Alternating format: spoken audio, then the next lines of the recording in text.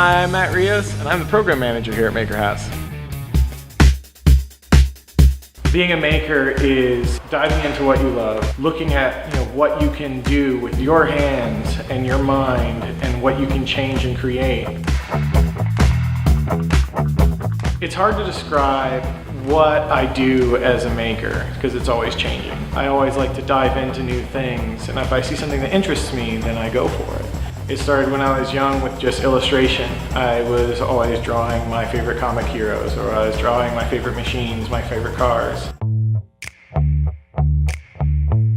I build custom mopeds. I pull them out of junkyards and I pull them out of backyards, and lots of times they're a wreck.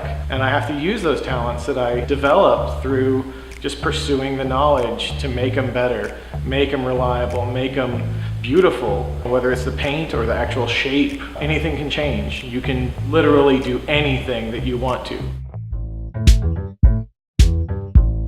Originally, I came in here looking to be an instructor doing mechanics and metalwork.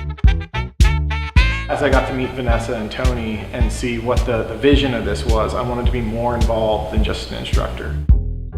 There's so much chaos that's going to be going on. There's going to be classes, there's going to be artists, there's going to be farmers markets, there's going to be a billion different things going on at once. My goal is to help everything flow smoothly. I mean, we're going to have so many different elements that we're going to have to deal with. It's almost like origami. You're shaping it in a certain way to create shapes if it's flat. Yet if it's a solid chunk, then you're carving it like a sculptor. You're taking things away to give it its shape. A lot of things that are made out of metal are still around today because they were made out of material that lasts. Last year, I made it out to Burning Man. When it comes to people making things, that is a mecca of just the most insane things you've ever seen. A 6 foot tall, covered with dust, dreadlocked hippie guy started calling me Matt Rios. The second something was breaking down, I was whipping out tools and jumping on it. And I wasn't even necessarily asking for permission all the time. I'd see it falling apart and I would just start fixing it.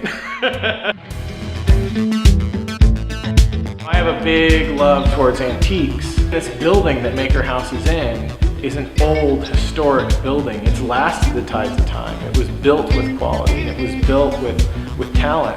The fact that people can come here and they can learn, whether it's a textile, or if it's a sculpture, or if it's electronics, whatever interests them, they can dive into it here.